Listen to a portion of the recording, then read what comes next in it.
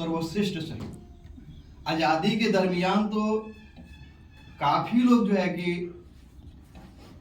आज़ादी के लिए अपनी आहुतियाँ दी, बलिदान दिए, लोग फांसी चढ़े, गोलियां झेली, काला पानी की सजाएं झेली, हजारों और लाखों की संख्या में लोग अपनी आहुतियां दी, मगर उन्हें जो है कि शहीद आजम नहीं कहा जाता है। भगत सिंह को शहीद आजम कहा जाता है।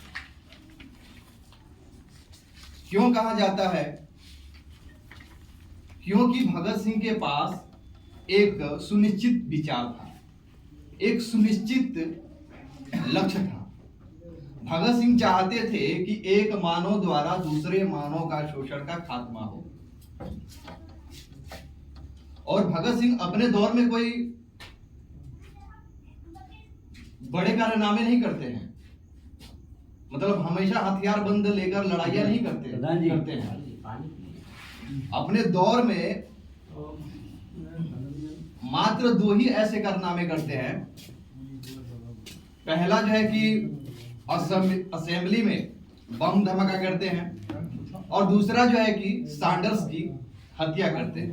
अपने जीवन में मात्र 2 ही इस तरह की घटनाएं करते हैं, फिर भी उन्हें शहीद आजम का दर्जा दिया जाता है।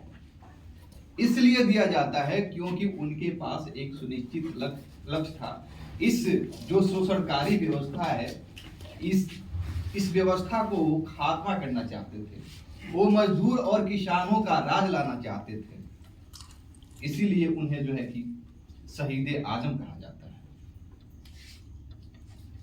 साथियों, विद्यार्थियों के नाम पत्र में विद्यार्थियों से यह अपील करते हैं कि विद्यार्थियों का मुख्य कार्य जो है कि अध्ययन करना है, और उन्हें जो है कि अपना पूरा ध्यान उस अध्ययन की तरफ लगा देना चाहिए। मगर फिर कहते हैं कि क्या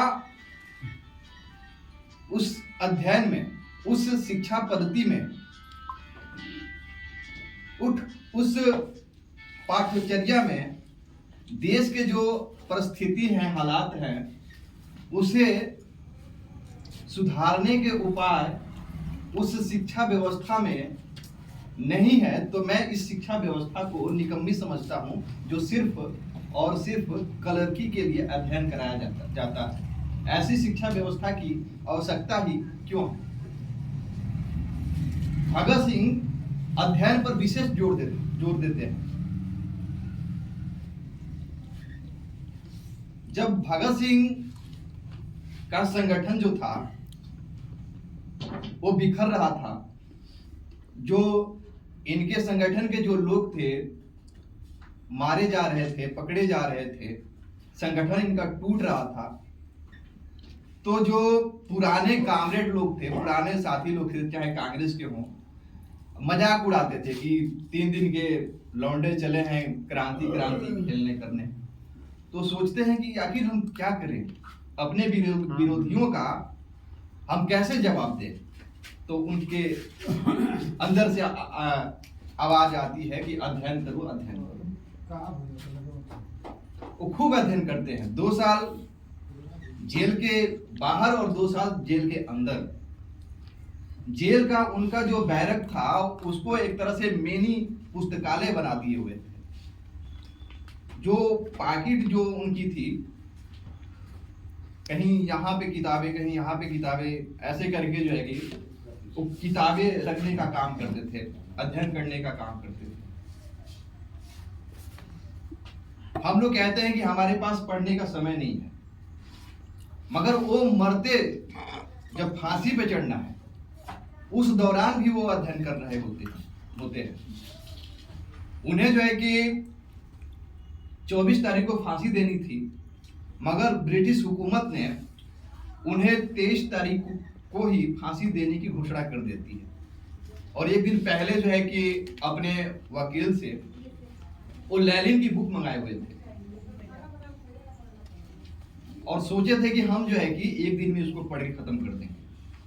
तब तक जेलर आता है और कहता है कि भगत सिंह, ऐसा है कि आपको कुछ पल में ही फांसी दी जाएगी। तो पूछते हैं भगत सिंह कि अभी हमारे पास कितना समय है, तो बताता है कि इतना समय है।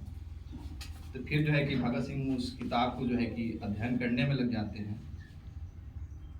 जेलर आता है, कहता है कि भगत सिंह टाइम हो गया है अब, तो कहते हैं कि बस 2 मिनट। एक क्रांतिकारी जो है कि दूसरे क्रांतिकारी से मिल रहा है। फिर वहीं पे क्या करते हैं कि भगत सिंह उस पेज को मोड़ देते हैं और फांसी के लिए चल देते हैं। और उसी अध्ययन के बदौलत उन्होंने जो जाति धर्म की आज राजनीतियां हो रही है, जो हुबहू जो है कि दिखाई दे रही है, वो आज से जो है कि 150 वर्ष पहले जो है कि वो उसका जिक्र कर चुके होते हैं। 90 होगा, कम होगा, 90-95। हाँ, जिक्र कर दिए थे। जो सांप्रदायिक दंगे होते हैं उनके द्वारा किताब लिखी गई है। फिर अछूत समस्या पे लिखी गई है। तो ये सब कारनामे जो है कि अध्ययन के बदौलत ही करते हैं। तो हमें भी अगर जाति धर्म की जो राजनीति है इसका खात्मा करना है तो हमें अध्ययन करना बहुत जरूरी है। अंत में भगत सिंह पर कविता है, कह देता हूं, उसके बाद से अपनी बात खत्म करता हूं।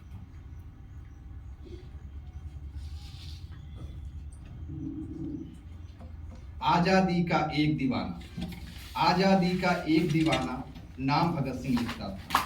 आजादी का एक दीवाना नाम भगत सिंह लिखता था। गांव के सारे बाकी बच्चों जैसा ही तो दिखता था। सब गुड्डे गुड़िया खेलते थे, उसको आजादी प्यारी थी।